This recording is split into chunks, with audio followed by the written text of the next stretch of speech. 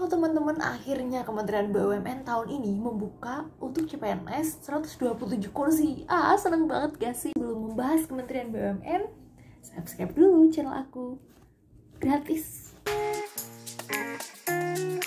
Selain membahas tentang formasi yang ada di Kementerian BUMN, aku juga bakalan cerita tentang pengalaman aku setahun kerja di Kementerian BUMN, kemudian budaya kerja yang ada di Kementerian BUMN, serta tupoksi-tupoksi bidang-bidang yang bakalan buka tahun ini. Kementerian BUMN merupakan salah satu kementerian atau badan atau lembaga yang membuka pendaftaran CPNS tahun ini, dan ini kesempatan yang emas banget karena nggak setiap tahun Kementerian BUMN itu membuka pendaftaran. Tahun lalu sempat off dan tahun ini membuka pendaftaran. So, buat kalian yang umurnya 18 sampai 35 tahun dan memiliki kualifikasi seperti yang telah ditentukan, jangan lupa ya buat daftar Kementerian BUMN. Kementerian BUMN ini letaknya di Jakarta Pusat, di Jalan Medan Merdeka Selatan nomor 13. Yang sekarang ini menterinya adalah Erick Thohir. Kalau kalian nggak tahu, kalian kayaknya nggak pernah baca berita deh seberapa hitsnya Bapak Erick Thohir itu dalam memimpin Kementerian BUMN. Logo Kementerian BUMN yang terbaru itu seperti yang di seragamku ya, yang ada burung Garuda dan logo BUMN-nya. Sedangkan kalau perusahaan BUMN-nya itu cukup BUMN ini tanpa pakai logo Garudanya. Terus yang menarik dari Kementerian BUMN itu ada core value namanya akhlak, yaitu amanah, kompeten, harmonis, loyal, adaptif, dan kolaboratif. Dan ini baru aja ulang tahun yang pertama kemarin core value ini, dan semua BUMN memiliki core value yang sama. Jadi ada kesinambungan antara Kementerian BUMN dan BUMN. Seru banget gak tuh? BUMN terdiri dari 22 lantai yang gedungnya biru. Kalau kalian searching, gedungnya biru. Di lantai 20 itu untuk hall, sedangkan di lantai 21 ada yang namanya community center. Jadi community center itu kalian bisa nge-gym, bisa baca buku, bisa ngobrol-ngobrol santuy, ada kantin kejujurannya juga, terus ada buat main pingpong, main lain-lain kayak gitu tuh lengkap fasilitasnya di lantai 22. Selama bekerja di Kementerian BUMN selama setahun lebih ini, aku ngerasa bahwa budaya kerja di Kementerian BUMN itu nggak kayak budaya kerja PNS atau birokrasi yang selama ini di pikiran kita. Dan aku ngerasanya kayak kayak kerja bukan di badan pemerintahan. Karena apa? Karena benar-benar kalau di sini tuh bisa dikatakan 90% itu digitalisasi. Jadi meskipun aku WFH, aku berada nggak di kantor, itu semua pekerjaannya tetap bisa dikerjakan karena kita udah pakai beberapa sistem aplikasi yang itu tuh benar-benar efektif. Ada yang namanya Simanis, ada yang namanya Silaba, ada namanya Sinadin, ada JDIH dan lain-lainnya. Dan di situ kita bisa bekerja real time bersama teman-teman, pakai salah satu fasilitas dari Microsoft juga. Jadi di Kementerian BUMN itu bekerja sama dengan konsultan-konsultan dan nge-hire beberapa profesional buat benar-benar ngembangin birokrasi yang ada sehingga pekerjaan itu lebih mudah dan lebih terarah untuk menyapainya. Jadi buat kalian yang nyari pemerintahan, mau kerja di pemerintahan tapi nggak pengen ada stigma kayak oh my god ke pemerintahan banget kalian cocok banget buat masuk ke Kementerian BUMN.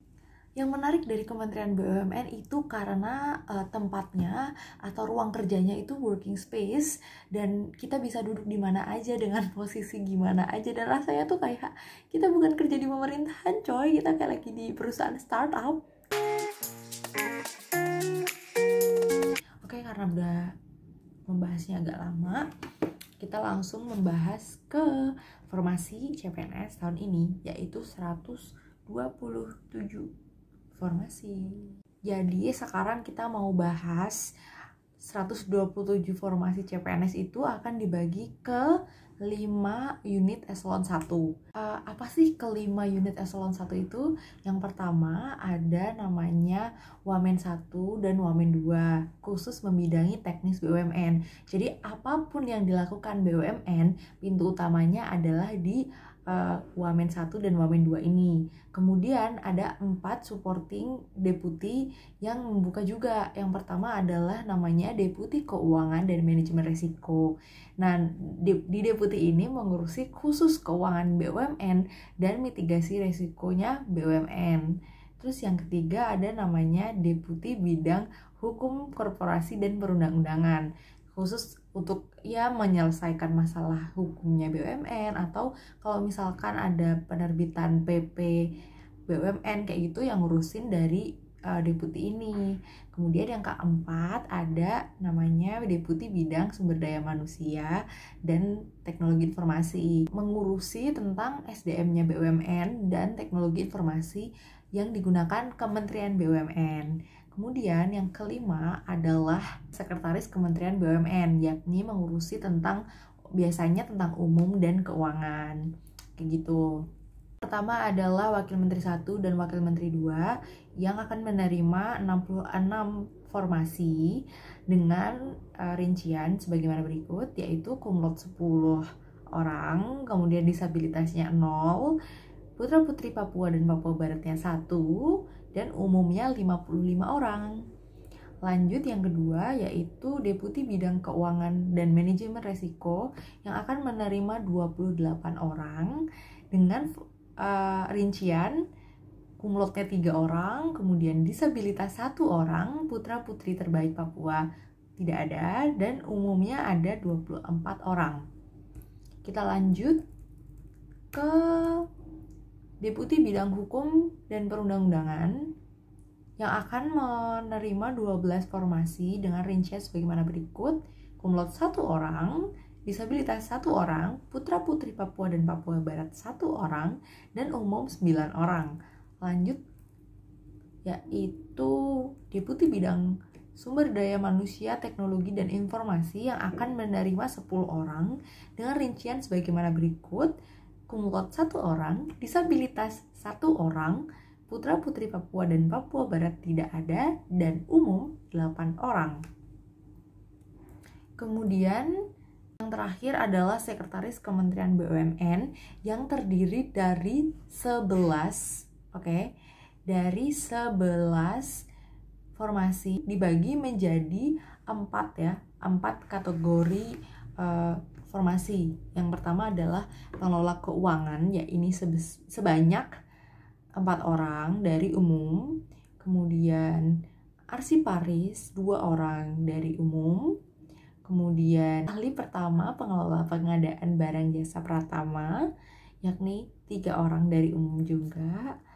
Dan analis keuangan yang keempat itu ada 2 juga dari umum. Jadi totalnya di Sekretaris Kementerian BUMN ada 11 formasi. Kemudian apa aja sih jurusan yang sekiranya memiliki peluang untuk diterima di Kementerian BUMN? Sebenarnya gampang sih dipetakannya.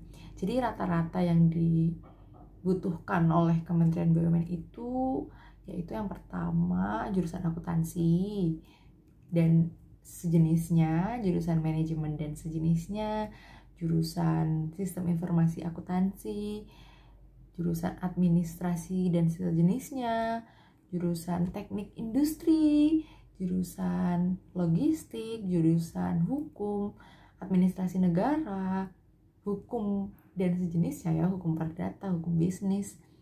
Kemudian ada manajemen SDM, ada manajemen organisasi, kemudian juga ada arsiparis untuk yang tadi khusus yang arsiparis di Sekretaris Menteri BUMN tadi. Gitu.